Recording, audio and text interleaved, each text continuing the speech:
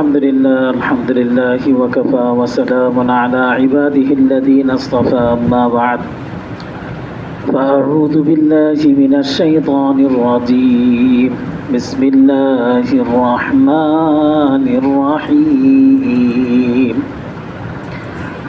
اهدنا الصراط المستقيم صراط الذين أنعمت عليهم غير المغضوب عليهم ولا الضالين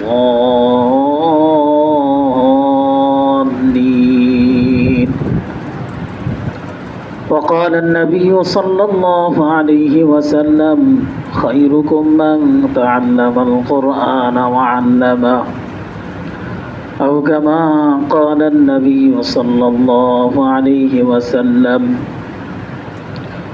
আল্লাহ পাকের দরবারে লাখো কোটি শুকরিয়া। আল্লাহ সুবহানাহু ওয়া তাআলা আমাদেরকে ঈমানের মতো দৌলত দান করেছেন। আজকের এই পৃথিবীতে 800 কোটি মানুষ যদি হয়, এর মধ্যে আমরা 200 কোটি মানুষ মাত্র মুসলমান। বলেন দেখি, আমাদের এই ইসলাম গ্রহণ অথবা ইসলামকে বুকে ধারণ করা, এটা কি নিজেদের চেষ্টায় ছিল না আল্লাহ পাকের দয়া ছিল? আল্লাহ পাকের দয়ার কারণেই আমি মুসলমান। আল্লাহ পাকের দয়ার কারণেই আমি নামাজে আসতে পারি। আল্লাহ পাকের দয়ার কারণেই এখন আল্লাহ আল্লাহ বলতে পারি। আর না হয় যুক্তি দিয়ে, বুদ্ধি দিয়ে। আমাদের বহু মানুষ আছে অনেক ভালো যুক্তি জানে। এই পৃথিবীতে অনেক বড় বড় বিজ্ঞানী আছে, মহাকাশ সম্পর্কে অনেক তথ্য আমাদেরকে দিতে পেরেছে। এই পৃথিবীর নিচে কি আছে বহু তথ্য তারা দিয়েছে। এত বড় বিজ্ঞানী হওয়ার সত্ত্বেও তাদের কপালে ঈমান জোটে নেই। সে অনেক কিছুর আবিষ্কার করেছে, নিজেকে আবিষ্কার করতে পারেনি। অথচ কোরআন বলে ওয়াফি আনফুসিকুম আফালা তুবসিরুন, একটু দেখো না, নিজেকে চিন্তা করে। তোমার শরীরের মধ্যে আমি এমন কিছু রেখেছি, গোটা পৃথিবী তোমার শরীরে আছে। তুমি সমুদ্র খুঁজো তো তোমার চোখের মধ্যে দেখো সমুদ্র, চোখ দিয়ে পানি টপ টপ পড়তেছে, চোখের মধ্যে পানি আছে, সময় মতো পানির প্রয়োজন, পানির ব্যবহার হচ্ছে। আমাদের শরীরে পাহাড়ের ব্যবহার আছে, পাহাড় শরীরের মাঝে মাঝে কিছু জায়গা কি আছে, উঁচা নিচা আছে। আমার এই পুরা পৃথিবীটার মধ্যে, পুরা পৃথিবী আমার শরীরের মধ্যে আল্লাহ ফিট করেছে। আল্লাহ তাআলা আমাদেরকে প্রেরণ করেছিলেন, সারা পৃথিবীর উপর শ্রেষ্ঠত্ব দিয়েছেন যেন আল্লাহর কাজ আমরা করতে পারি আর সমস্ত মাখলুক আমাদের কাজ করবে। কিন্তু এতটুকু বিষয় অনেক সময় অনেক বড় বিজ্ঞানী হওয়ার পরও বুঝে আসে না।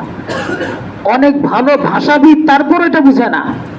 অনেক বড় তর্কবিদ, দুনিয়ার সব তর্কে সে জয়লাভ করে, কিন্তু ঈমানের তর্কে সে পারে না। এজন্যই জান্নাতীরা যখন জান্নাতে যাবে বলবে ওয়াকালুল হামদুলিল্লাহিল্লাযী হাদানা লিহাদা ওয়া মা কুন্না লিনাহতাদিয়া লাউলা আন হাদানাল্লাহ। আল্লাহ আপনি দয়া করেছেন বলি আমরা মুসলমান। যদি আপনার পক্ষ থেকে দয়া না থাকতো আমাদের পক্ষে মুসলমান হওয়া সম্ভব ছিল না। আমরা আজকে ঈমান যে ধারণ করলাম, ঈমান কিসের নাম? ঈমান হলো বিশ্বাসের নাম। অনেক সময় আমরা এই কথাও বলে বসি, আমাদের জ্ঞানের চর্চার অভাবে আমরা অনেক সময় এমন এমন কিছু কথা বলি যেটা আসলে ইসলামের সাথে যায় না। অনেক সময় কিছু ভাইয়ের সাথে আপনি কথা বলবেন যে হুজুর অমুক হিন্দু ভালো, এই মুসলমানের চেয়ে হিন্দু ভালো হলো। মুসলমান যদি গুনাহ করতে করতে করতে করতে যদি 1000 প্রকারের গুনাহ সে করে, এরপরও একজন অমুসলিমের চেয়ে মুসলমানের মর্যাদা কি বেশি।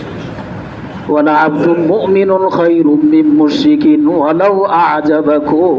মনে রেখো, একজন খ্রিস্টান চেহারা ফর্সা হতে পারে, তার শিক্ষা দীক্ষা, তার সম্পদ ঐশ্বর্য সব হতে পারে, কিন্তু ভিতরের বিশ্বাস যতদিন পর্যন্ত শুদ্ধ না হবে অতদিন পর্যন্ত আল্লাহ পাকের কাছে এই কাফের মুশরিকের দাম আল্লাহ পাকের কাছে কিছুই না। কিন্তু একজন ফকির ঘরে কুড়ে ঘরে ভাস করে, তার হয়তো উপরের ছাউনি নাই, তার ঘরে খানা নাই, কিন্তু ভিতরের বিশ্বাস তার মজবুত আছে, আল্লাহ পাকের কাছে ওই গোলামের অনেক মর্যাদা। এটার একটা উদাহরণ হলো, একটা ছেলে, আপনার ছেলে প্রতি মাসে কোটি কোটি লাখ লাখ টাকা আপনাকে বিদেশ থেকে পাঠায়, কিন্তু বলে দিয়েছে মা তোমার ব্যাপারে আমার একটু সন্দেহ। তুমি আমার মা কিনা আমার সন্দেহ লাগে, নাকি অন্য অন্য কারো ঘরে আমি জন্ম নিয়েছি। বাবাকে সে বলতেছে, বাবা তোমার ব্যাপারে আমার একটু সন্দেহ, আমি কি আসলেই তোমার দ্বারা তৈরি না অন্য কারো দ্বারা তৈরি। কিন্তু মাসে লাখ টাকা দেয়। বলেন দেখি, যদি বাবার আত্মমর্যাদা থাকে, বাবা এই লাখ টাকা গ্রহণ করতে পারবে? প্রতি মাসে চেক আসতেছে, কিন্তু বাবাকে বলতেছে, বাবা সন্দেহ হয়, নেন আপনি, নেন আপনি, নেন। এই বাবার যদি আত্মমর্যাদা থাকে, এই বাবা কোনোদিন এই টাকা নিতে পারবে? বলবে, তোর টাকা রাখ, তোর টাকার দরকার নেই, আমি তোর টাকা চাই না, আমি চাই যে তুই আমার বাপ স্বীকার কর। কিন্তু একজন গরিব ছেলে, সে মাসে কিছুই দিতে পারে না, উল্টা মায়ের কাছ থেকে জোর করে টাকা নেয়, কিন্তু বলে যে মা কিছুই দিতে পারি না, কিন্তু আমার মায়া লাগে, আমার কাছে আমার একটা খারাপ লাগে, তোমাকে কিছুই দিতে পারি না, মা মাফ করে দিও। মায়ের কাছে কোন সন্তানের মর্যাদা বেশি? আমাদের কাছে বর্তমান সময়ে এত এত যুক্তি উপস্থাপন করা হচ্ছে আমাদের ঈমানকে কেড়ে নেওয়ার জন্য। আজকে দুনিয়ার মানুষের সামনে দেখানো হচ্ছে আমলের মর্যাদা বেশি, আমলের দাম বেশি। অথচ বাংলাদেশে একজন আলেম এসেছিলেন পাকিস্তান থেকে, ওনার ইলিয়াস গুম্মান হাফিজাহুল্লাহ। মাদিনীনগর মাদ্রাসাতে উনি বয়ান করতেছেন, বাংলাদেশে ঢাকার একটা বড় প্রতিষ্ঠান, সেখানে বয়ান করতেছেন। উনি বয়ান করার সময় বললেন এই কথাটা, আমাদেরকে সতর্ক করে বলতেছেন যে ভাই বলেন দেখি, জান্নাতে যাওয়ার ক্ষেত্রে আমলের কোনো দখল আছে? কোনো মানে আমল না করলে জান্নাতে যাওয়া যাবে না, বিষয়টা কি এমন? জান্নাত কিসের সাথে নির্ভরশীল? জান্নাতে ঢুকতে হলে আপনার চাবি দরকার, সেই চাবিটার নাম কি? ঈমান। আপনার যদি চাবি হাতে আসে, তাহলে আপনি জান্নাতে ঢুকতে পারবেন। মসজিদে ঢোকার জন্য আপনার হাতে আছে চাবি, তো চাবি যদি না থাকে, মসজিদের তালা বন্ধ, আপনি যত বড় কিছুই হন না কেন, মসজিদে ঢোকার সুযোগ নেই। একজন অমুসলিম ঈমান গ্রহণ না করার কারণে কোনোদিন সে জান্নাতে ঢুকতেই পারবে না, তার চাবিই নেই। আর একজন মুসলমান ঈমান, তার যত ঈমান আছে, শুধু আমল তার নাই থাকুক, এই ঈমানের কারণে অন্তত গেটটা খুলে ভিতরে ঢুকতে পারবে। এবার তার আমলের মর্যাদা যেমন, সে যদি 5 ওয়াক্ত নামাজ পড়ে, তো সে ঢুকে ঢুকে আরো ভিতরে যেতে পারবে। জান্নাতে প্রবেশের ক্ষেত্রে ঈমান হলো শর্ত, আমল শর্ত না। জান্নাতে প্রবেশের ক্ষেত্রে ঈমান শর্ত। তাহলে কি ঈমানের মর্যাদা বেশি না আমলের মর্যাদা বেশি? আজকে আফসোসের বিষয় হলো, আমাদের আমলের ব্যাপারে খুব চর্চা হয়। আমরা এটা চর্চা করি যে কার 5 ওয়াক্ত নামাজ ঠিক আছে, কার তাকবীরুল্লাহ ঠিক আছে, কার তাহাজ্জুদ ঠিক আছে, এগুলোর চর্চা আমাদের মাঝে খুব হয়, কিন্তু কার ঈমান ঠিক আছে এটার চর্চা নাই। অথচ তাহাজ্জুদ গুজার নামাজ পড়ছে, সবই করতেছে, বলতেছে আলেমরাই শেষ করছে ইসলামটাকে। এই আলেমদের কি ভাল লাগে না, বলে কি না? নামাজ পড়ে, হাজী সাহেব হজ করে, কিন্তু কি বলে? এই আলেম জাতি দেখতে মন চায় না, আলেম জাতি দেখতে মন চায় না। মালাবুদ্দা কিতাবে লিখেছে, এই কথা বললে ঈমান শেষ। আল্লাহ রাসূল সাল্লাল্লাহু আলাইহি ওয়াসাল্লাম বলেন যে যুগে যুগে সারা পৃথিবীর এই কিয়ামত পর্যন্ত ইসলামকে আল্লাহ তাআলা হেফাজত রাখবেন, আর হেফাজতের মাধ্যম হলো উলামা ইয়াহমিলু হাদাল ইলমা মিন কুল্লি খালাফিন উদুলু। যুগে যুগে আল্লাহ তাআলা এই আলেমদের কাফেলার মাধ্যমে, এক ন্যায় ইনসাফকার মানুষদের মাধ্যমে আল্লাহ তাআলা ইসলামকে হেফাজত করবেন। যত মানুষ যত ধরনের উল্টাপাল্টা কথা বলবে, উলামায়ে কেরাম সংশোধন করে ঠিক করে দিবেন। আর আমরা মুখে বলতেছি আলেমরাই শেষ করলো, আলেম দেখেই ভাল লাগে না, আলেম জাতি দেখতে মন চায় না। তাহলে তাহাজ্জুদে কাজ হবে না, ঈমান শেষ। কি বলেন ভাই? আজকে অবস্থা হলো, আমাদেরকে শয়তান বিভিন্ন মুখে ধোঁকার কাজ করে। এর মধ্যে একটা কাজ হলো আমাদের ঈমানের চেয়ে আমলের মর্যাদা বাড়ায় তুলবে। ঈমানের চেয়ে আমলের মর্যাদা বাড়ায় তুলবে, এর অর্থ হলো যে আমলের মেহনত করো, ঈমান যা আমাদের দাও। আজকে এই শয়তান বিভিন্ন মাধ্যমে ঈমান শেষ করার মেহনত চালাচ্ছে, অথচ ঈমানের মর্যাদা ছিল বেশি। এই ঈমানের মর্যাদার কারণেই তো আলহামদুলিল্লাহ দাওয়াত ও তাবলীগের মধ্যে 1 নম্বর শর্ত রাখছে হলো ঈমান। আমার ঈমান যদি ঠিক, তো কুলু লা ইলাহা ইল্লাল্লাহ তুফলিহু, আমি তখন সফলতা লাভ করছি। ঈমান নাই তো আমার 2 পয়সার দাম নেই। আজকে আমাদের এত বড় আফসোস, বাংলাদেশের অবস্থাটা এমন হচ্ছে, কোরআন যেখানে বলতেছে, রাসূলের হাদিস যেখানে আছে, অমুসলিম নারীকে বিয়ে করা যায় না। অমুসলিম নারীকে বিয়ে করলে কি বিয়ে হয়? কিন্তু এখন আমরা এক আজীব তামাশা দেখতেছি, জায়গায় জায়গায় জায়গায় জায়গায় দেখতেছি মুসলমান হিন্দু বিয়ে হচ্ছে। ওই হিন্দু ফিরতেছে তা না। এই গত কিছুদিন আগে কুরবানির বন্ধে আমাদের একটা জামাত গেল মানিকগঞ্জে জামাতে যাওয়ার পরে আমরা সেখানে পেলাম স্বামী স্ত্রী 2জন বিয়ে শাদী হয়েছে, বাচ্চাও হয়েছে, একটা ছেলে আছে। তো পুরুষ মুসলমান মাঝে মধ্যে মসজিদে নামাজ পড়তে আসে, আর তার স্ত্রী সে মাঝে মধ্যে মন্দিরে যায়। এখন তার ঘরে তো হয়েছে সন্তান, সন্তান কি করবে? আমরা আজীব কারগুজারি শুনলাম, এই সন্তান মাঝে মধ্যে মসজিদে যায়, মাঝে মধ্যে মন্দিরে যায়। আজকে আমাদের মুসলমানদের ইমানের কি করুন হালত, কিভাবে সহ্য করে নিচ্ছি? একটা মহিলার রূপ সৌন্দর্য দেখে কি আমি এইভাবে আমার ইমানকে শেষ করে দিতে পারি? আজকে অবস্থা হলো আমাদের কাছে ইমান হলো পানি বা 5,000 টাকা দিলে ইমান শেষ হয়ে যায়।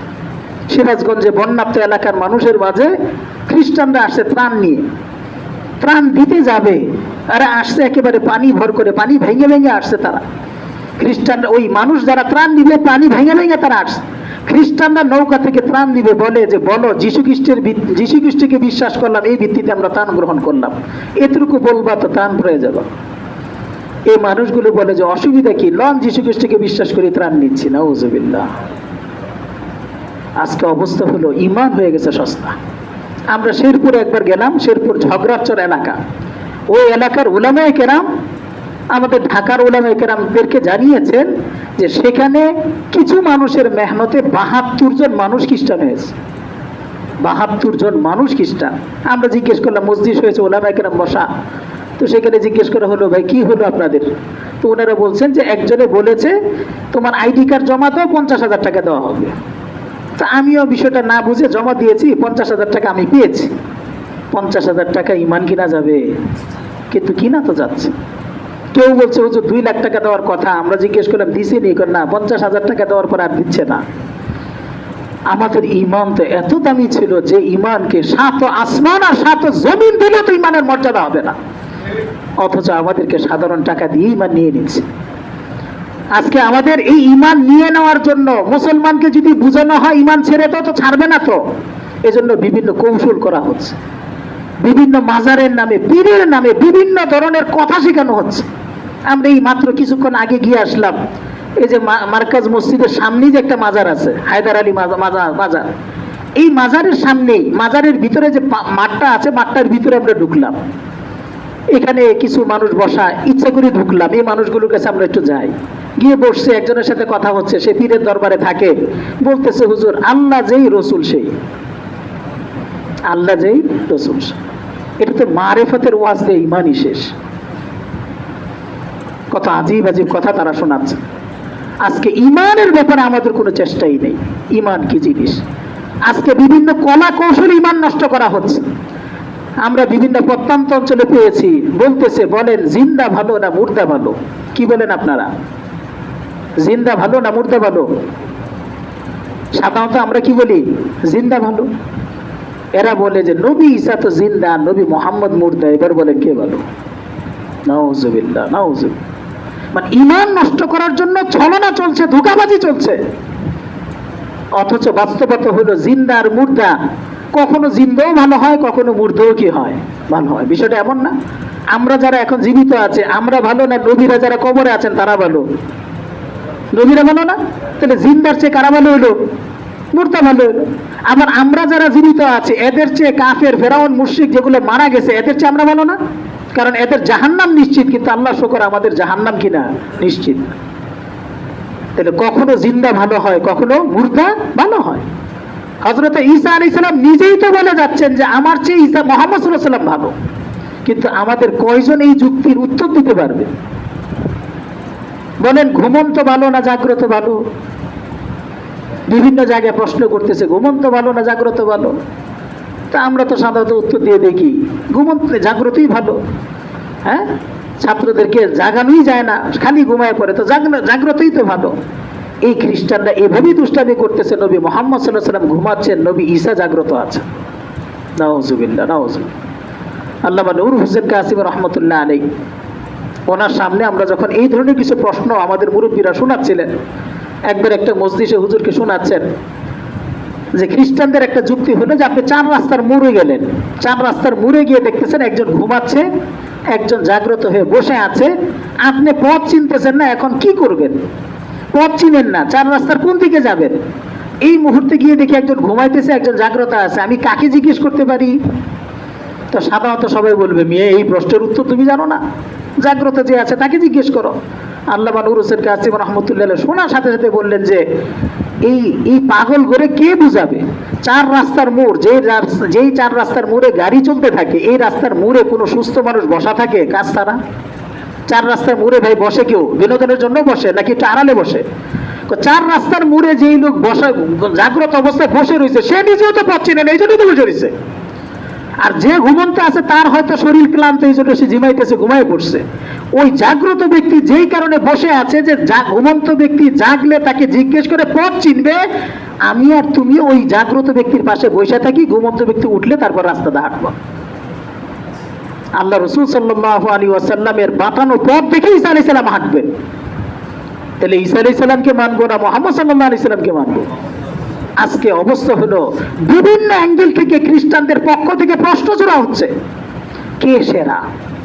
এজন্য মুহাম্মদ সাল্লাল্লাহু আলাইহি ওয়াসাল্লাম সম্পর্কে আমাদের বিশ্বাসের অংশগুলোকে স্পষ্ট করতে হবে। আল্লাহ রসুল সাল্লাল্লাহু আলাইহি ওয়াসাল্লাম বাশার ছিলেন, আল্লাহ রসুল সাল্লাল্লাহু আলাইহি ওয়াসাল্লাম বাশার ছিলেন, আল্লাহ রসুল সাল্লাল্লাহু আলাইহি ওয়াসাল্লাম নবী ছিলেন। শুধু কি নবী না, সর্বশ্রেষ্ঠ নবী, সর্বশ্রেষ্ঠ। এই সর্বশ্রেষ্ঠ নবীর বিশ্বাসটাকেও আমাদের বিশ্বাসের মধ্যে আনতে হবে। শুধু তিনি রসুল ছিলেন এই বিশ্বাস করলে আমার ঈমান পূর্ণাঙ্গ হচ্ছে না। আবার তিনি সর্বশ্রেষ্ঠ নবীর পাশাপাশি বিশ্বাস করতে হবে তিনি সর্বশেষ নবী। আজকে অবস্থা হলো আমাদের ঈমান কেড়ে নেয় কিভাবে? দুষ্ট কাদিয়ানীরা আমাদের ঈমান কেড়ে নিচ্ছে কিভাবে? বিভিন্ন ভাইদেরকে বলতেছে যে আল্লাহ রসুল সাল্লাল্লাহু আলাইহি ওয়াসাল্লাম রসুল হিসাবে শেষ, নবী হিসাবে শেষ না। কি বলেন? আল্লাহ রসুল রসুল হিসাবে শেষ, কিন্তু কি না, নবী হিসাবে শেষ না। অথচ আমরা কি জানি, তিনি রসুল হিসাবেও শেষ, নবী হিসাবেও শেষ। এরা আবার দুষ্টামি করে বানিয়েছে, আরে মুহাম্মদ সাল্লাল্লাহু আলাইহি সাল্লাম হলেন আস্থা নবী হিসাবে শেষ, মানে উনি হাঁটতেছেন, চলতেছেন, ফিরতেছেন, এরকম আস্থা নবী, এর আস্থা নবী হিসাবে শেষ, কিন্তু ছায়া নবী হিসাবে আসতে পারে। ছায়া নবী মানে খুব মুহাম্মদ সাল্লাল্লাহু আলাইহি সাল্লাম মারা যাওয়ার পরে আবার গোলাম আহমদ কাদিয়ানী রূপ নিয়ে হাঁটতেছেন, দেখতে মনে হচ্ছে কাদিয়ানী হাঁটে, কিন্তু ভিতরে মুহাম্মদ সাল্লাল্লাহু আলাইহি সাল্লামের রূপ। নাউজুবিল্লাহ, নাউজুবিল্লাহ। আজকে অবস্থা হলো জানা দরকার না, দরকার না। আমি আর আপনি যদি না জানি তো ঈমান কেমনে নিয়ে যাবে খবরও নাই। এই আমরা ইয়াতে গেলাম, মার্কাজের সামনে যে গেলাম, মার্কাজের সামনে দেখবেন একটা লোক কয়েকটা ইয়া আছে, সেখানে রিক্সা ঠিক করে। আমার চোখ পড়ে না, আমাদের সাথে আমাদের এখানকার ছাত্র ভাইরা ছিলেন, আমরা দর্শিত আলোচনা করেছিলাম যে শয়তানের পূজা হয় বর্তমান বিশ্বে। স্যাটানিজম একটা মতাদর্শ, এখানে শয়তানকে প্রকাশ্যে সেজদা দেয়। ওটার একটা সিমটম আছে ইউটিউবের মধ্যে, এটা হলো স্টার চিহ্ন। বিভিন্ন খাতাতে অনেক সময় স্যাররা ঠিক চিহ্ন না দিয়ে স্টার চিহ্ন দেন, এটা ছাত্ররা খুব আগ্রহের সাথে নেয়। এই স্টার চিহ্ন হলো শয়তানের সিমটম, মানে স্টার চিহ্নটাকে শয়তানের পূজারী যারা, তারা খুব গুরুত্ব দেয়। এই স্টার চিহ্নের উপরে একটা মানে কি বলে কঙ্কাল, মুখের যে কি বলে মুখোশটা আছে, কঙ্কালের মুখটা যেমন থাকে, এই ধরনের একটা মুখের ছবি হলো স্টার চিহ্নের উপর। আমরা যেতেছি ওইখানে, আমাদের এক ছাত্র বললো, হুজুর হুজুর ওটার মধ্যে তো শয়তানের চিহ্ন দেখা যায়। সে একটা গেঞ্জি পরে আছে, গেঞ্জির পিছনে স্টার চিহ্ন, এটার উপরে কঙ্কাল, আর উপরে আবার হলো কিছু অন্যান্য আলামতগুলো। এই লোকরা আমরা পরে ধরলাম যে ভাই আপনি তো শয়তান পূজারীদের একটা গেঞ্জি পরছেন। তো সে বলতেছে যে আমি মসজিদের সামনে, মার্কাজ মসজিদকে দেখাইছে যে এখানে সামনে একটা ভ্যান গাড়ি আসছে, আমি জানি না, আমি এখান থেকে কিনছি। তার মানে হলো আমি আর আপনি যে কোনো জিনিস তো গ্রহণ করতে পারি না, যে কোনো জিনিস গ্রহণ করতে পারি। কি বলেন? আমি আর আপনি কি এমন এমন রুমাল ব্যবহার করতে পারি যে রুমালের মধ্যে দুর্গার ছবি আছে, হিন্দুদের দুর্গার ছবি আছে, ব্যবহার করতে পারি? কেউ কেউ এটাকে মনে করেন যে এটাও না, আমরা সবার সাথে মিশে চলি। ভাই সবার সাথে মিশে চলি মানে দুর্গা দেবীর ছবিও আমি ধারণ করতে পারবো। আমি আমার শরীরের মধ্যে অথবা আমার জামার মধ্যে ক্রস চিহ্ন কি আমি আঁকতে পারবো? ক্রস চিহ্নটা কাদের? খ্রিস্টানদের। তা আমি আর আপনি কিছু বিষয় তো এমন আছে যেগুলো থেকে বাঁচতে হবে। এখন দেখা গেল সে সরাসরি শয়তানের ইবাদত হয় এমন একটা পূজা সে ধারণ করে বসে আছে। বুঝলাম যে সে হয়তো না বুঝে করছে, কিন্তু এই কাজটা কারা করে? শয়তান না। আমরা মুসলমান হিসেবে জানতে হবে কি কাজ করলে আমার ঈমান থাকে আর কি কাজ করলে ঈমান চলে যায়। আফসোসের বিষয় হলো যে আমরা ঈমানটা শিখি না। আমরা মনে করি জুমার বয়ান কি কম শুনি? জুমার বয়ানের আমাদের যে আলোচনা হয়, আলোচনাটা হলো সবাইকে সামনে নিয়ে আলোচনা। সবাইকে সামনে নিয়ে যে আলোচনা হয়, এটার মধ্যে কখনো আমার পাল্লায় কিছু পড়ে, কখনো আমার পাল্লায় পড়ে না। কিন্তু আমি আর আপনি যখন নাকি একাডেমিক সিস্টেমে পড়বো, তখন আপনার অবস্থাটা ওস্তাদদের মাথায় থাকবে। ওস্তাদ আপনাকে গুরুত্বপূর্ণ বিষয়গুলোকে ধরে ধরে পড়াবেন। এই ধরে ধরে পড়ানোর মাধ্যম দিয়ে আমি আর আপনি বিশ্বাসটা আমার শুদ্ধ হবে। এই যে দেখেন ফিতনা কত ভাবে আসে, যদি ইমানের বিষয়গুলোকে না জানা যায় আমি আর আপনি কিভাবে যে ধোঁকা খাবো বলেন তো। দাজ্জাল আমরা চিনি, দাজ্জাল চিনি না? দাজ্জাল সম্পর্কে আমরা কোনো ধারণা পাই নেই। দাজ্জাল কানা হবে এটা জানি না, কি বলেন? দাজ্জালের চোখ কয়টা হবে? একটা হবে, একটা চোখ বিশিষ্ট দাজ্জাল। দাজ্জাল এখন বাঁধা অবস্থায় আছে, সে কিয়ামতের আগ মুহূর্তে আসবে, তার হাতে শক্তি থাকবে, হ্যাঁ, তার ডান হাতে থাকবে জাহান্নাম, বাম হাতে থাকবে জান্নাত। এবং সে যখন আসবে তখন এক রাত এক দিনের লম্বা হবে, প্রায় দীর্ঘ লম্বা সময় হবে, 40 দিনের মতো হবে তার লম্বা সময়। এবং সে যেতে থাকবে, মুসলমানদেরকে কষ্ট দিবে। এক মুসলিম যুবককে বলবে যে তুমি আমাকে আল্লাহ বলে স্বীকার করো। তখন সে বলবে যে না, আমি শুনছি, রসুল থেকে তো শুনছি যে তুমি আইসা এত শক্তিশালী হবা, তুমি আইসা আমাকে বলবো যে তোমাকে খোদা বলতে, আমি মানি না। তো সে বলবে মাইরা ফেলবো, মাইরা ফেলো, তখনই বুঝে আসবে তুমি যে দাজ্জাল, তুমি যে আল্লাহ না। তো সে ঠিকই মারবে, মারার পরে তাকে আবার জিন্দা করে বলবে এই বলো, এবার স্বীকার করে যে আমি আল্লাহ, আমার বিশ্বাস হয়ে গেছে তুমি যে আল্লাহ না। কারণ এখন দ্বিতীয়বার মারতে চাইলে মারতে পারবা না, তুমি আমার নবী বলে গেছে দ্বিতীয়বার আর মারতে পারবা না। আর তুমি যদি খোদা হতো, চোখ একটাকে, চোখ কানাকে, দ্বিতীয়টা কানাকে। এই যে বিষয়গুলো, দাজ্জাল মানে আমরা মনে করি একটা মানুষ, কিন্তু আমাদের আর আপনাদেরকে ধোঁকা দেওয়ার জন্য নতুন বই তৈরি হয়েছে যে দাজ্জাল এটা মানে হলো, বর্তমান মিডিয়ার নাম হলো দাজ্জাল। দাজ্জাল মানে কোনো ব্যক্তি না, নাউজুবিল্লাহ। এরা হিজবুত তাওহীদের একটা মেহনত আছে, এরা বলতে চায় যে দাজ্জাল কোনো ব্যক্তি না, দাজ্জাল হলো মিডিয়া, দাজ্জাল হলো পশ্চিমা শক্তি, হলো দাজ্জাল। মানে দাজ্জাল হলো শক্তির নাম, দাজ্জাল মানে কোনো ব্যক্তি না। এবং কৃত্রিম এখন কিছু ভিডিও পাওয়া যায় যে দাজ্জাল এক হাতে জান্নাত জাহান্নাম, মানে কি ওই তারা কৃত্রিম ভাবে দেখাচ্ছে যে বিশাল অট্টালিকা হবে, এই জায়গায় দেখায় বলবে যাও যাও এখানে জান্নাতে যাও। মানে তারা বিভিন্ন ধরনের কাঠামো তৈরি করতেছে। তাহলে ইমান সম্পর্কে আমাদের একটু ধারণা নেওয়া দরকার না? দরকার না? আমাদের এক ভাই, এক ছাত্র, সে এক ভাইকে দাওয়াত দিতেছিলেন, বলতেছিলেন যে বলে লা ইলাহা ইল্লাল্লাহ, বলে যে হুজুর এটার অর্থ কি? তো ওই ছাত্র বলছে যে আল্লাহ ছাড়া কোনো মাবুদ নেই। বলতেছে হয় নাই হুজুর, অর্থ বলতে হবে আল্লাহ ছাড়া বিধানদাতা নাই। যে লা ইলাহা ইল্লাল্লাহকে আমরা এত আস্থার সাথে অর্থ করি, এটা পর্যন্ত বাতিল মেহনত করে ওটার মধ্যে সন্দেহ ঢুকাচ্ছে। এখন বলেন কিতাব ভিত্তিক আমাকে কি লা ইলাহা ইল্লাল্লাহর অর্থটা শেখা দরকার না? দরকার না? না হয় আমি একটা বলবো, দেখা যাবে যে আমাকে সন্দেহ ফেলে দিবে। কত ধরনের সন্দেহ। কুল আউযু বিরাব্বিন নাস, ওই মাজারিরা বলে যে দেখছেন আল্লাহ নাচ বলছে, মানে নাচতে বলছে। চিন্তা করে মানে কি পরিমাণ, আমি কোরআন হাদিস না জানলে কিভাবে আমাকে ধোঁকা দেয়। আমার আপন দাদি একবার, উনি জাহেল মানুষ, উনি বলতেছেন আমি আগামীতে সন্তান হলে, আমার কোনো নাতি হলে নাম রাখবো ইয়ালিদ। ইয়ালিদ, আমি এই নাম কোত্থেকে খুঁজে পেলেন? কে লাম ইয়ালিদ ওয়ালাম ইউলাদ, আছে না সূরা ইখলাসের মধ্যে? মানুষ না জানার কারণে কোত্থেকে বানায় নাম একটা নিয়ে আসে। এই জন্য আমরা তো এত পরিমাণ অজ্ঞ যে কি নাম রাখবো সেটাও জানি না। আমার ছেলের নাম কি রাখবো সেটা পর্যন্ত জানি না। বলেন মানুষের বাচ্চাকে মানুষের নাম রাখবো না অন্য প্রাণীর নাম রাখবো? মানুষের জন্মেছে মানুষ হিসেবে, তার নাম কি আমি প্রাণীর নাম রাখবো না মানুষের নাম রাখবো? আমাদের দেশে কুকিল আছে না নাই? ময়না আছে না নাই? কি এগুলো কি মানুষের নাম না প্রাণীর নাম? আর এখন তো আপডেট ভার্সন, যমুনা নাম রাখো, পদ্মা নাম রাখো, মেঘনা নাম রাখো, মানুষের নাম। আকাশ রাখো, বাতাস রাখো, কি কি ধরনের জিনিস, কমলা রাখো, কুকি, মানে কি নাম রাখতেছে। এই জন্য হাদিসের মধ্যে বলছে যে তুমি নাম রাখো তো মানুষের নাম রাখো, আর মানুষের নাম ছেড়ে ধরে মানুষের নাম রাখবে কেন? তোমার বাচ্চার নাম এমন নাম রাখো যাতে নাম স্মরণ হলে মনে হবে সে একজন বড় বড় আল্লাহর ওলি হবে। বুজুর্গানে দিনের নাম রাখো, তোমার ছেলের নাম আব্দুল কাদের বলবে, আর এই ছেলে গর্ব করে বলবে আমার সম্পর্ক তো আব্দুল কাদের জিলানীর সাথে। তুমি নাম রাখো আব্দুল্লাহ, তো মনে হবে আব্দুল্লাহ তো সাহাবী ছিল, ওই সাহাবীর সাথে আমার সম্পর্ক। আজকে মুসলমান নাম পর্যন্ত রাখতে পারতেছে না। মুসলমান কি আবুল তাবুল নাম রাখতেছে। আমি যদি বড় হয়ে আমার ছেলের নামটা ঠিক করে রাখতে না পারি, জানেন এই ছেলে তার প্রতিষ্ঠানে গিয়ে যখন প্রতিষ্ঠানে ছাত্রদের সাথে শরম পায়, তখন সে বলে যে আমার বাবা কাজটা করলো কি। সে বাবাকে দায়ী করে। বাবাকে কেন দায়ী করতেছে? বাবাকে দায়ী করতেছে কারণ বাবা তার নামটা পর্যন্ত সুন্দর করে রাখতে পারলো। একজন ছেলের একটা অধিকার তার বাবার কাছে যে একটা সুন্দর সে নাম রাখবে। এজন্য আমাদের বিষয় হলো যে ঈমান এমন একটা জিনিস, যেই জিনিসটা আমাকে শেখা দরকার। আজকে আমি যদি ইমান না শিখি তো আমার ইমান কবেই চলে যেতে পারে। আমরা রংপুর গেলাম কাউনিয়া এলাকাতে গিয়ে আমরা দেখলাম 450 পরিবার খ্রিস্টান। তো সেখানে আমরা একটু মেহনত করে জানলাম, মাহফিল হলো এলাকায়, মাহফিলের মধ্যে কিছু প্রশ্ন আসছে। এই মাহফিলের একটা প্রশ্ন হলো যে হুজুর কি দোষ করছি আমরা, এই এলাকায় ইসাই মুসলিম জামাত মেহনত করে। ইসাই মুসলিম জামাত নাম শুনছেন কিনা? ইসাই মুসলিম জামাত নাম শুনলে মনে হবে মুসলিম, তো তার মানে মুসলমানই, কিন্তু শুরুতে কি ইসাই মানি। এরা বলে যে আমরা মুহাম্মদ সাল্লাল্লাহু আলাইহি সাল্লামকে মানি, তবে ঈসা আলাইহিস সালামকে একটু বেশি মহব্বত করি। সবচেয়ে বেশি মহব্বত কার প্রতি হওয়া লাগবে? মুহাম্মদ সাল্লাল্লাহু আলাইহি ওয়াসাল্লাম। লা ইউমিনু আহাদুকুম হাত্তা আকুনা আহাব্বা ইলাইহি।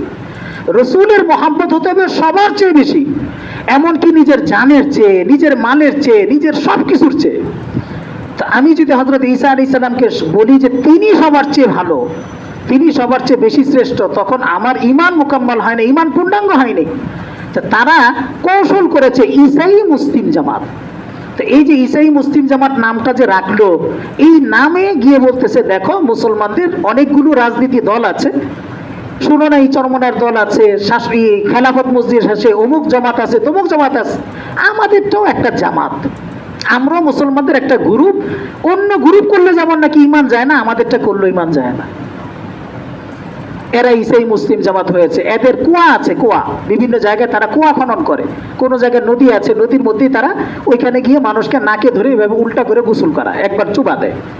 এই চুবা দেওয়াকে বলে তারা তরিকাবন্দি। মানে খ্রিস্টানদের একটা ধারণা যে এইভাবে করলে খ্রিস্টান হওয়া যায়, অতীতের গুনাহ মাফ হয়, নাউজুবিল্লাহ। এই কাজটা তারা করে ইসাই মুসলিম জামাত বানিয়েছে। বলেন ইসাই মুসলিম জামাত হয়েছে না খ্রিস্টান হয়ে গেছে? এখন আমি যদি এটাই না জানি যে কোনটা ইসাই মুসলিম জামাত, কোনটা মুসলমানদের জামাত, কোনটা খ্রিস্টানদের জামাত, আমি কিভাবে চলবো? আমাকে তো ন্যূনতম, আমরা অনেক সময় ভাবি হুজুর আলেমরা আছেন, কিন্তু কিছু কিছু জায়গায় এমন আছে যেই জায়গায় আমাকে হিতে হিত জ্ঞান দিয়ে বেঁচে আসতে হবে। ওই জায়গাতে আমাকে আমার এলেম কিছু না কিছু হলেও লাগবে। আপনার রাত্রে 2টার দিকে সমস্যা, তো 2টার দিকে সমস্যা, আপনি মুফতি সাহেবকে ফোন দিবেন, তো হুজুরের ফোনটা খোলা তো থাকতে হবে। কি বলেন, খোলা থাকতে হবে না? এই জন্য আমার ইমানকে বাঁচানোর ক্ষেত্রে আমাকে সতর্ক হওয়া লাগবে। ইমান সম্পর্কে আমার ধারণা রাখতে হবে। আহমদিয়া মুসলিম জামাত একটা জামাতের নাম। আহমদিয়া মুসলিম জামাত মানে কি? কাদিয়ানীদের জামাত। কাদিয়ানীরা তারা কি মুসলমান না কাফের? কাফের। কেন কাফের? কারণ মুহাম্মদ সাল্লাল্লাহু আলাইহি সাল্লামকে শেষ নবী মানে না। তাহলে আমরা বলতে চাচ্ছি যে আমাদের ইমানের এই ইমানটাকে ধরে রাখার জন্য, যে ইমানটা আল্লাহ পাক নেয়ামত হিসেবে দিয়েছেন, এই ইমানটাকে ধরে রাখার জন্য ইমানের জন্য কিছু মেহনত করা দরকার, কিছু জিনিস শেখা দরকার। হ্যাঁ, লা ইলাহা ইল্লাল্লাহর অর্থটা ভালো করে শেখা দরকার। লা ইলাহা ইল্লাল্লাহ শুধু অর্থ শিখলেই হবে না, লা ইলাহা ইল্লাল্লাহর দাবিও শিখতে হবে। মক্কার মুশরিকদেরকে আল্লাহ রাসূল সাল্লাল্লাহু আলাইহি সাল্লাম যখন বলতেন, আরে বলো না কুলু লা ইলাহা ইল্লাল্লাহ, কিন্তু তারা বলতে পারতো না। কেন বলতে পারতো না? কারণ তারা ভালো করে জানতো যদি বলি যে আল্লাহ ছাড়া কেউ কিছুই করতে পারবে না, তাহলে আমি আর অন্য কাউকে মানতে পারছি না, অন্য কাউকে পূজা করার সুযোগে আমি হাতছাড়া করে ফেলতেছি। আমি কোনো নেতা নেত্রীকে মানতে পারতেছি না। কেন? তার হাতে ক্ষমতা নেই, ক্ষমতা আল্লাহর হাতে। এই কথাটা বলার পরে আর কেমনে মূর্তি পূজা করি? তাহলে বোঝা গেল মুখে শুধু লা ইলাহা ইল্লাল্লাহ বলাই শুধু মুসলমানের জন্য শেষ না। একজন মুসলমানের এই দাবিটা, ইমানের দাবিটা ভিতরে বসাইতে হবে। এই বসানোর জন্য আমাদেরকে কিছুটা শেখানো করা লাগবে।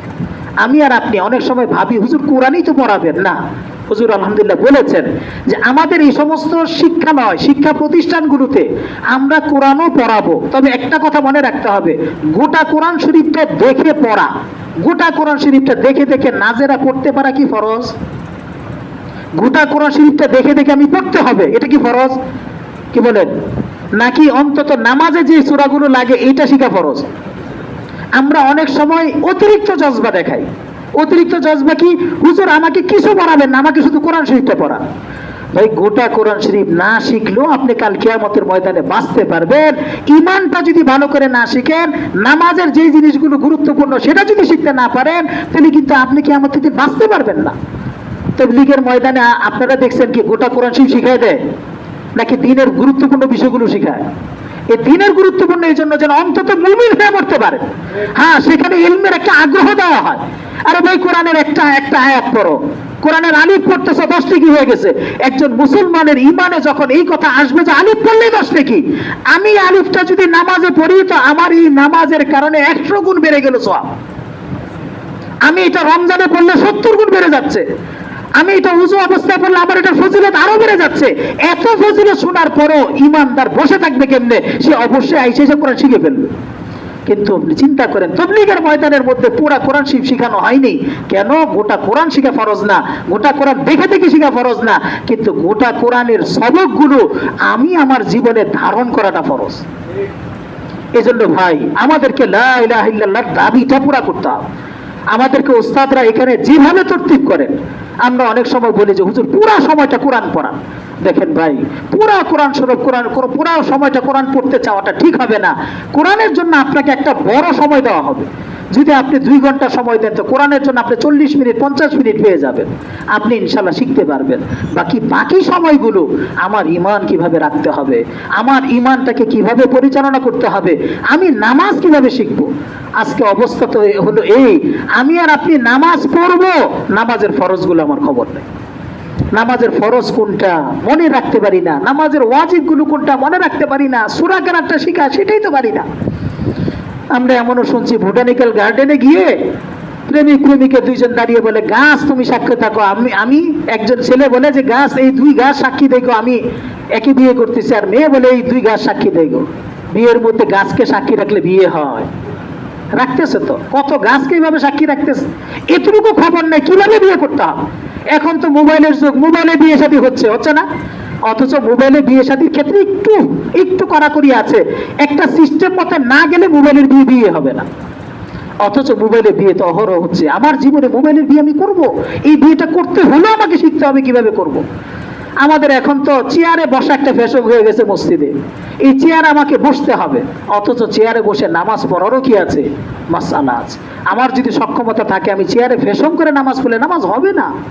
তো এই যে জীবনের প্রয়োজনীয় যে বিষয়গুলো, আমি ব্যবসা বাণিজ্য করতেছি, তো ব্যবসা বাণিজ্যের মধ্যে শরীয়ত আছে না নাই? হ্যাঁ, আজকের পশ্চিমা বিশ্ব শিখিয়েছে আরে শুধু মসজিদে ইবাদতের জায়গার জন্য ইসলাম, বাকি সবার জন্য কোনো ইসলাম নাই। ওরা দেখিয়েছে যে তাদের গির্জার মধ্যে শুধু ইবাদত চলে, বাকি কিছুই চলে না। অথচ ইসলাম হলো সামগ্রিক জীবন ব্যবস্থা না। আমরা ভাগ করে ফেলি। রাজনীতিতে হুজুরদের নাক গলায় কেন? রাজনীতির মধ্যে ইসলাম আছে না নাই? এবং কোন ব্যক্তি যদি বলে যে না রাজনীতির মধ্যে ইসলাম কথা বলে নাই, তাহলে ইসলাম পূর্ণাঙ্গ হলো না অসম্পূর্ণ হলো? অসম্পূর্ণ হলো না। আল্লাহ বলতেছেন আলিয়াউমা আকমালতু লাকুম, আমি গোটা ইসলামকে পূর্ণাঙ্গ করেছি, আপনি বলেছেন না না ইসলাম অসম্পূর্ণ। ইসলাম সব জায়গায় কথা বলতে পারে বলেই তো ইসলাম শ্রেষ্ঠ। এজন্য ভাই এই যে কাঁচা কাঁচা বিষয়গুলো আমার জানতে হবে। আজকে আমাদের অবস্থা হলো জানার অভাব। এজন্য আমরা বলবো নৈশতে কেন পড়বো, আমাদের বয়স্ককালীন শিক্ষা ব্যবস্থাতে কেন পড়বো, প্রথমেই আমরা মাথায় নিব আমাকে জানতে হবে। না জানার কারণে অনেক ক্ষতি হয়ে গেছে, না জানার কারণে অনেক ক্ষতি হয়ে গেছে। আমাদের অবস্থা হলো তায়াম্মুমটা পারি না। বলেন দেখি মাঝে মধ্যে অসুস্থতা কি হয় না? আমরা কখনো এমন অবস্থায় পড়ে যাই যে নওজোয়ান ছেলে অসুস্থ হয়ে পড়ছে, আমার ওদিন ভাগিনা খুব পায়ে ব্যথা, সে উইটা উজু করবে এটা পারতেছে না, তায়াম্মুম করবে, মামা কেমনে তায়াম্মুম করবো? তখন আমার আশ্চর্য লাগছে, আরে আমরা অনেক সময় মনে করি তায়াম্মুম তো রুগীদের মাসালা, কিন্তু রুগীদের মাসালাও যে আগে শিখে রাখতে হয়, কারণ সেই মুহূর্তে আপনাকে কে এসে দেখাবে। হ্যাঁ, এজন্য আমাদেরকে যেটা করতে হবে, কিছু প্রয়োজনীয় মাসাইল শিখতে হবে। আমাকে তায়াম্মুমের মাসলা শিখতে হবে, নামাজের মাসলা শিখতে হবে, রুকুর মাসলা শিখতে হবে। অনেক সময় ইমাম ভুল করেন, নামাজে ইমাম ভুল করেন না? একবার এমন হয়েছে, ইস্তেমার মাঠে আমি আছি, তো ওই জায়গাতে নামাজ চলতেছে, ইমাম সাহেব উনি মূলত মুসাফির। তো নিয়ম হলো মুসাফির যদি উনি ইমামতি করেন, আমাদের মুসল্লিদের জানা থাকা দরকার। উনি 2 রাকাত নামাজ পড়ে সালাম ফিরিয়ে দিচ্ছেন। এখন সালাম যে ফিরেছেন, পিছনের মুসল্লি কয় ইন্না লিল্লাহ, কি হইলো? আর ইন্না লিল্লাহ কি হইলো মানে কি? এই লোকেরও তো কি শেষ? অথচ সে বলবে আল্লাহু আকবার। যদি ইমাম ভুল করে থাকে তো ইমামকে কি দিবে? আল্লাহু আকবার বলবে। কিন্তু আল্লাহু আকবার না বলে ইন্না লিল্লাহ, কি হইলো? তা আমি তো দাঁড়ায় গেছি, বুঝছি যে সে বলে না, উচিত ছিল তার বলা, না বইলা। ইস্তেমার মাঠে একবার আমরা দাঁড়াইছি, আমাদের সাথে ওই মিরপুর 11 বিহারি ভাইরা আছেন, তো বিহারিদের মধ্যে কিছুটা শিয়া প্রবণতা তো আছে। দেখলাম যে এলান হচ্ছে যে এখন একটা জানাজা হবে। আমরা এমন এক জায়গা, যে জায়গা থেকে ইস্তেমার মূল স্টেজ এবং যেখানে জানাজা, এর মাঝখানে না হলে 1-2 মাইলের ব্যবধান। সোজা ওই বিহারিরা আল্লাহ আকবার জানাজা করে ফেলতেছে। জিজ্ঞেস করলাম কি সূত্রা মত্রা মিলানো লাগবো না, কাতার টাতার হইতে হইব না? হুজুর গায়েবানা জানাজা না বলে বৈধ। গায়েবানা জানাজা আছে নাকি? কি বলেন, গায়েবানা জানাজা হয়? এখন তো রাজনীতিক জানাজাও শুরু হয়েছে। তো এই রাজনীতিক জানাজা একই মুহূর্তের 1000 বার জানাজা হইতেছে ফ্যাশন, যে একজনের 20 বার 30 বার হবে, তো এটা হলো ফ্যাশন। অথচ এটার কারণে মুর্তার যদি জেনে বুঝে তার জানাজা হয়, সে যদি নিষেধ করে না যায় তার গুনাহ হবে। আজকে বিষয় হলো কমন কমন বিষয় আমরা জানতেছি না। এজন্য আমাদের এই জানার বিষয়গুলোতে আল্লাহ পাকের শুকর, আপনাদের এখানে যোগ্য উস্তাদ আছে, 1 বছর উনি এই বিষয়গুলো পড়াশোনা করেছেন। আপনাদের এই প্রতিষ্ঠান হলো আলহামদুলিল্লাহ বিভিন্ন এলাকার চেয়ে ব্যতিক্রম ধর্মী একটা প্রতিষ্ঠান। কোরআনকে বুকে ধারণ করার একটা চ্যালেঞ্জ ধারণ করেছেন, যে কোরআনকে নিয়ে আমরা চলবো। এখানে আপনার কোরআনের যে কোনো বিষয় আপনার অস্পষ্ট হবে, আপনি এসে জিজ্ঞেস করতে পারেন। আপনি কোরআন যেমন শাব্দিক, কোরআনের মানে শাব্দিক রিডিং যেমন করতে পারবেন, কোরআনের কোন অর্থ জানা দরকার, সাথে সাথে যাবেন উস্তাদরা বলে দেবেন। আলহামদুলিল্লাহ কোরআন নিয়ে একটা স্বপ্ন, কোরআনের একটা আলো এখানে আছে। আমরা এই প্রতিষ্ঠানে এসে অন্তত আমাদের জানার পরিধিটা বাড়ানো দরকার, যাতে করে আমি জানতে পারি। হ্যাঁ, আজকে তো সমাজে এমন অবস্থা, বিশেষ করে ঘরে ঘরে তালাক দিচ্ছে। হ্যাঁ, তুই তালাক, তোর মা তালাক, তোর 14 গোষ্ঠী তালাক, এরপরও সংসার। কি বলেন, আছে কি নাই? হ্যাঁ, ওই যে আমাদের এক ভাই বললেন যে এক হুজুর খালি এলান করছেন যে কার গোপন সমস্যা আছে আমি আসি, আপনারা চাইলে গোপন সমস্যা কাগজ একটু নোট করে নিয়ে আসতে পারেন, সিরিয়াল ধরছে। তো যদি এভাবে যদি গোপন সমস্যার কথা জিজ্ঞেস করা হয়, বহুজন বলবে ইন্নালিল্লাহ, হুজুর কি বললেন, 3 তালাক তো কবেই দিছিলাম ঝগড়ার ফাঁকে, এরপরও তো 2টা বাচ্চা হয়েছে, বাকিটা কি করবো? আজকে মুসলমানদের তালাক নামক একটা, এই যে একটা অস্ত্র ব্যবহার করে ফেলতেছে, এই যে ব্যবহার করে ফেলতেছে, কিন্তু খবর না। অনেক সমাজে পাগলা মানুষ হয়, রাগে বলে ফেলছে, আর বলে ফেলছে তালাক তার এমন জিনিসটা যে বলে ফেললে হবে না। এই জন্য আমাদের জানার পরিধিটা বাড়ানো দরকার কি দরকার না? হ্যাঁ, দরকার। আমি আর আপনি জানবো না, জেলখানায় গেলেও কিন্তু ফাসাদে পড়বেন। এই যে আমাদের একজন আলেম, উনি জেলখানায় গেছেন, যাওয়ার পরে সেখানে উনি নামাজ পড়তে যাবেন। নামাজ পড়তে গিয়ে দেখেন এক গ্রুপ, হিজবুত তাওহীদের একটা গ্রুপ, এরা নামাজের দ্বারা আলহামদুলিল্লাহ রাব্বিল আলামিন পড়তেছে, সূরা ফাতিহা শেষ, এবার বলতেছে আউযু বিরাব্বিল ফালাক, কুল শব্দ নাই, আউযু বিরাব্বিল ফালাক মিন শাররি মা খালাক। এরা নামাজের পর জিজ্ঞেস করছে, কি রে কুল বাদ দিলেন কে? কুল মানে হলো নবী, আপনি বলেন, নবী তো বলেই ফেলছে, আর কি কুল দরকার কি? চিন্তা করেন, অথচ নবীকে আল্লাহ বলতে বলছেন কুল সহ, কিন্তু এখন গবেষণা করে করে ফালাই দিতেছে। এজন্য আমাদের জানার পরিধিটা বাড়ানো দরকার। এই জানার পরিধি আমি যতই জানি, জানার সংখ্যা শেষ নেই, বরঞ্চ পড়তে হবে, পড়তে হবে, আমাকে জানতে হবে। হ্যাঁ, মুফতি আব্দুল মালিক সাহেব হুজুর দামাত বরকাতুহুম, এই যে বাইতুল মুকাররমের যিনি খতিব, ওনার একটা শিক্ষা বিভাগ আছে, তালিমউদ্দিন ফাউন্ডেশন। ওনার ওইখানে কোনো ছাত্র গিয়ে যদি বলেন যে হুজুর কতদিন মেয়াদ, হুজুর বলেন মউত পর্যন্ত। আমাদের এখানে কোনো মেয়াদ টেয়াদ নেই, আপনি আসবেন, পড়তে থাকবেন, আপনার আজকের সবক শেষ, কালকে আসবেন, 3 দিন পরে আসলে পরের দিন থেকে আপনার সবক। এইভাবে চলতে থাকতে হবে, নিয়ত রাখতে হবে, যতদিন বাঁচি ততদিন পড়বো। যদি এই নিয়ত রাখেন, হাদিসের মধ্যে আছে মান সালাকা তরিকাই, কি বলে, মান জাআহুল মাউত ওয়া হুয়া ইয়াতলিবুল ইলম লিইউহিয়া বিহিল ইসলাম ফাবাইনাহু ওয়া বাইনান নাবিয়্যিনা দারাজাতুন ওয়াহিদা ফিল জান্নাহ। কেউ যদি পড়তে থাকে পড়তে থাকে পড়তে থাকে, এই অবস্থায় তার মৃত্যু চলে আসে, আল্লাহ তাআলা তাকে পর অবস্থায় ছাত্র জমানার মৃত্যুতেও আল্লাহ তাআলা তাকে আলেমদের কাতার করে নবীদের পরের স্থান দিবেন। আমরা দারুল রশদ মাদ্রাসা পেয়েছি, মিরপুর 12তে দারুল রশদ মাদ্রাসা, এক আলেম, উনি আমাদের 11 নম্বর আসছিলেন একটা মাদ্রাসায়, বয়স 76। আমি জিজ্ঞেস করলাম কি করেন? আমি দারুল রশদে দাওরা পড়তেছি। দাওরা মানে হলো আমাদের আলেম হওয়ার বছরটা। আমি কি দাওরা, মাশাআল্লাহ। তো এরপরে কিছুদিন পর শুনলাম এই লোক পরীক্ষা, ফাইনাল পরীক্ষা দেওয়ার আগে ইন্তেকাল করছে। দিলের মধ্যে একটা যদিও ব্যথা ছিল, একটা খুশি হলো, আল্লাহ তাআলা পর অবস্থা তার মৃত্যু কবুল করছেন, ইনশাআল্লাহ কাল কিয়ামতের ময়দানে আলেম হিসেবে উঠবেন। এজন্য ভাই নিয়ত করতে পারি কিনা, আমি শিখবো, এই কথা না আমি আমার বাচ্চাকে শিখাবো, আমার বাচ্চা দিয়ে আমি চলতে পারবো না, আমাকে আমার স্ত্রীকে গাইড করতে হবে না, আমার স্ত্রীকে আমার শাসন করতে হবে কিনা, আমার স্ত্রীকে দিন শিখাইতে হবে কিনা। কাল কিয়ামতের ময়দানে ওই যে মহিলাটা, যে মহিলাটার বাবার ঘরকে খালি করে আসছিল, এই কথা মনে করে যে আমার স্বামী তো আছে, আমি সারাদিন ঘরের কাজ করি, আমার স্বামী আমাকে শিখাবে না। আমি যদি মনে করি আমার ছেলে শিখাবে, তা আমার ছেলেকে আমার মাকে শিখাইতে পারে, আমার স্ত্রীকে শিখাইতে পারে। ছেলে বাচ্চা মানুষ যখন মাকে শিখাইতে আসবে, তখন মা শরম পেয়ে যাবে, কিন্তু এই মাকে শরম দেওয়া যাবে না, কারণ এই মা একজন আলেমের মা। এই মাকে ভিন্নভাবে শেখানোর ব্যবস্থা করতে হবে। হয়তো আমি শিখে তাকে শেখাবো, এটা হলো সবচেয়ে নিরাপদ রাস্তা। যদি এটা না করতে পারি, অন্তত আমাদের ওলামায়ে কেরামের স্ত্রীদের কাছে পাঠায় দিই, প্রস্তাব দিব, হুজুর আপনারা একটা ব্যবস্থা করেন, সপ্তাহে একদিন যেন শিখে। আমাদের মিরপুরে আছে আলহামদুলিল্লাহ এই তরতিব, সপ্তাহে একদিন আমাদের একজন বড় আলেম উনি ওনার স্ত্রীকে নিয়ে সেখানে চলে যান। মহিলাদের মাঝে আলহামদুলিল্লাহ ব্যবস্থা আছে, একটা ঘরের ব্যবস্থা আছে, এই ঘরের মধ্যে মহিলারা আসতেছেন, শিখতেছেন। আপনাদের প্রস্তাব যদি আসে, আমাদের উলামায়ে কেরাম আলহামদুলিল্লাহ অতীতেও কুরবানি করেছেন, এখনো কুরবানি করার জন্য তৈরি আছে। ওনারা শুধু অপেক্ষা আছেন কবে আপনারা বলবেন। হ্যাঁ, এই জন্য ইনশাল্লাহ আমি আমার স্ত্রীকে শিখাবো, আমার স্ত্রীকে একটু কালিমা শিখাবো, আমার স্ত্রীকে একটু আদব কায়দা শিখাবো। কারণ বাচ্চা মাকে দেখে দেখে শিখে, বাচ্চা মূলত মাকে দেখে দেখে শিখে। আমরা এমনও পেয়েছি, এই যে নদ্দা এলাকা, গুলশান নদ্দা এলাকাতে আমরা পেয়েছি বাচ্চা, যেই বাচ্চাকে তার মা বাবা ব্যস্ত হওয়ার কারণে বাবা চলে যায় হলো কাজ করার জন্য, তো বাবাও কাজ করতে চলে যাচ্ছে, মাও কাজ করতে চলে যাচ্ছে। এখন সন্তান রাখবে কে? উপজাতি মেয়ে, ওই পাহাড়ি এলাকার উপজাতি মেয়ে, যাদেরকে মোটামুটি কম টাকা দিলেও রাখা যায়। এই উপজাতি মেয়েদেরকে দিয়ে সারাদিনে সব কাজ শেখানো হচ্ছে। এই উপজাতি মেয়ে বাচ্চাকে লালন পালন করতেছে। এখন উপজাতি, সে তো খ্রিস্টান, তো এখন বাচ্চাকে শিখেছে, বলো ও মাই গড। এখন গড যে শিখাইতেছে, গড আর আল্লাহ ব্যবধান আছে না নাই?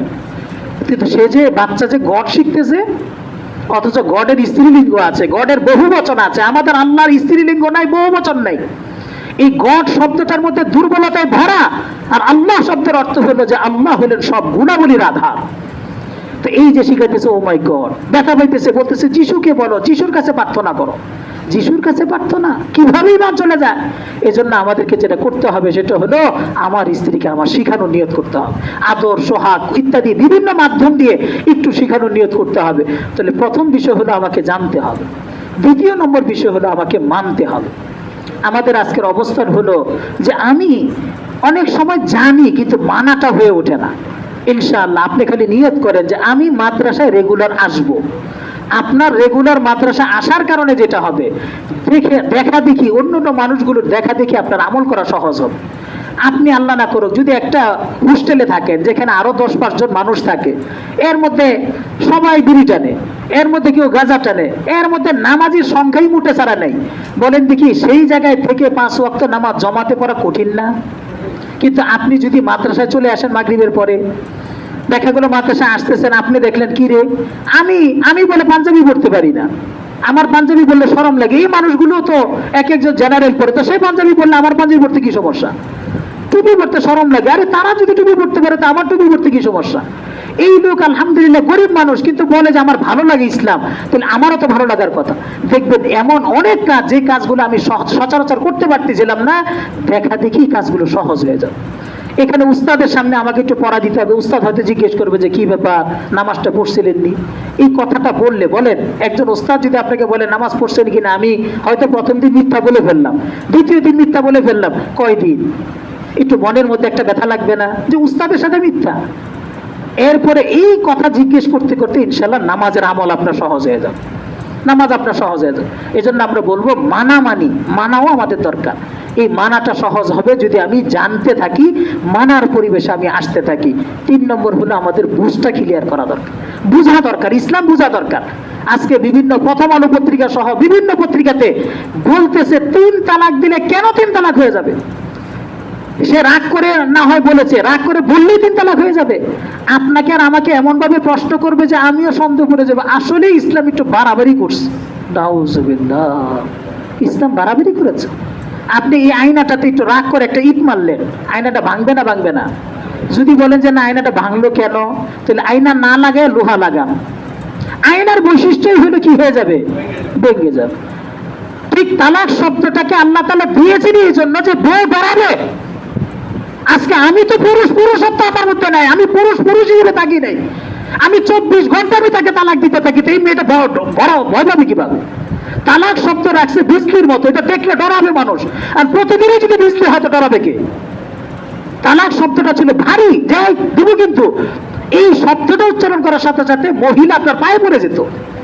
আজকে এই তালাক শব্দটাকে এভাবে হালকা বানাইতে থাকার কারণে, আর প্রথম আলো পত্রিকা সব বিভিন্ন পত্রিকা হালকা বানানোর কারণে এখন মহিলাকে তুমি 24 ঘন্টা দিতে থাকো, আমি কোনো ডরাই না।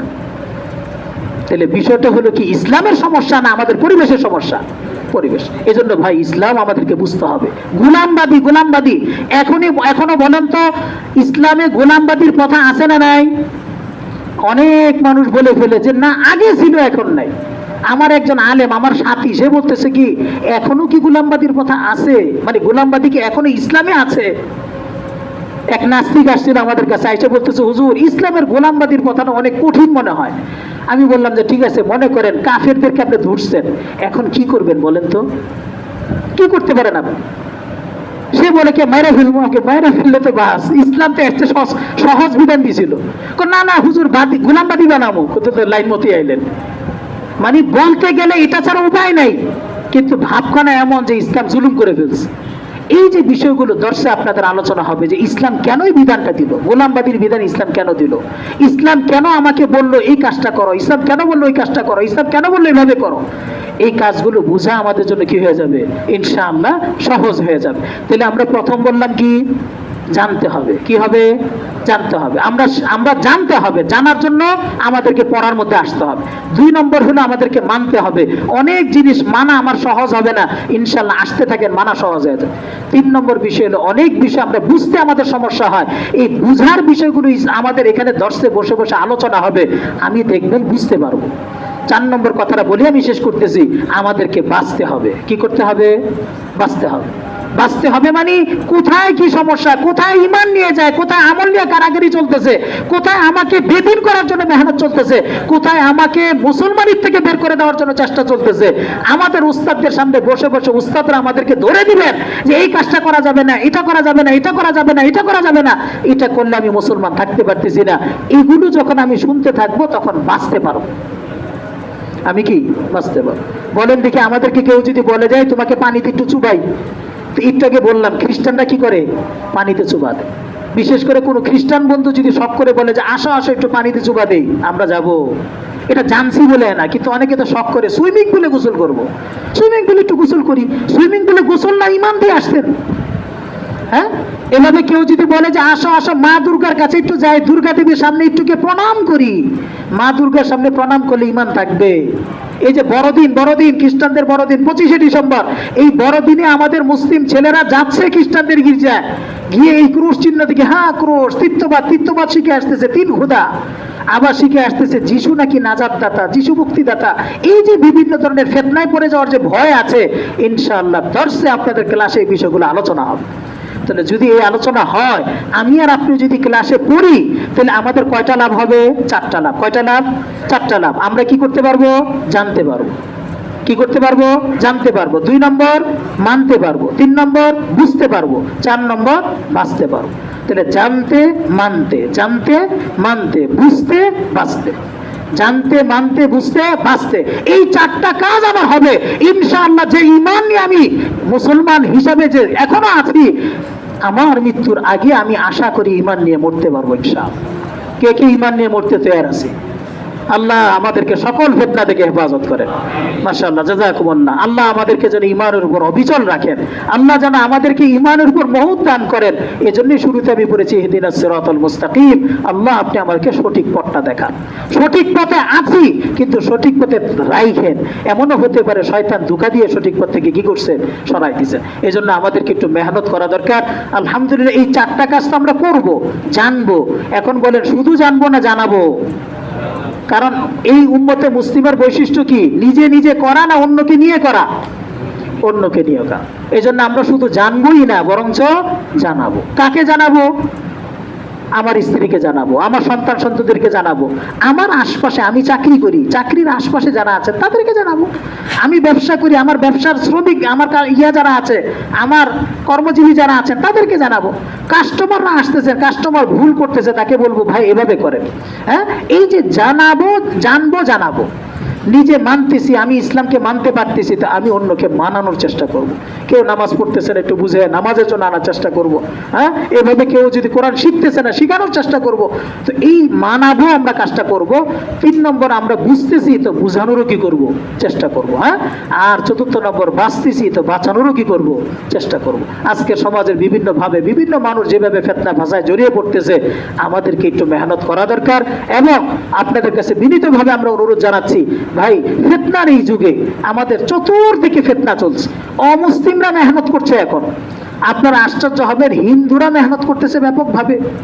আমরা মহাখালী এলাকায় গেলাম, একটু মেহনত করতেছি, তো সেখানে এক ইমাম সাহেব বললেন যে এখানে একজন হিন্দু ছেলে আসে, চেহারা সুরত ভালো না, কিন্তু এই লোকটা একটা চার দোকানে বসে বসে বিশেষ করে ওই দোকানে কোনো মেয়েরা যখন আসে তো সম্মোহন করে, বিশেষ করে আকর্ষণ করে, এখানে বসে ধ্যান করে।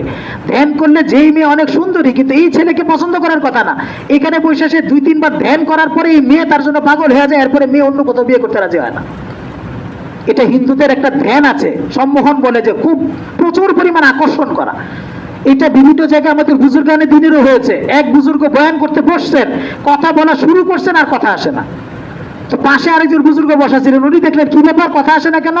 ওই মসজিদে হিন্দু একজন যোগী ছিল, হিন্দুদের যোগী যারা ওই ধ্যান ট্যান করে, মোরাকাবা করে, ওই যোগী ওইখান থেকে বসে ধ্যান মানে সম্মোহন করতেছিল, মানে প্রেশার দিতেছিল, আর প্রেশারের কারণে ওনার কথা বন্ধ হয়ে গেছে। ওই বুজুর্গ ওইখান থেকে বসে আবার মানে প্রেশার দেওয়া শুরু করেছে, তো এই ধ্যানটা আবার ছুটে গেছে। আজকে হিন্দুদের পক্ষ থেকে এই ধরনের ছলনা চলছে।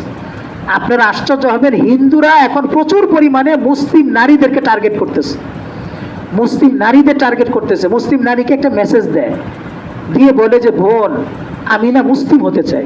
এখন মুসলিম হতে চাই মানসিকভাবে আমরা মনে করি যে তাকে একটু আগায় দেই, তো ওই মেয়ে অনেক সময় সতর্ক হয়, আর এখন মেয়েরা তো নিজেরাই শেয়ানা, বলে যে মুসলিম হতে চান তাহলে চলেন কালিমা পড়াই দেই। তো কালিমা পড়তে পারি না, শিখাই দেয়, শিখায় আস্তে আস্তে আগায়।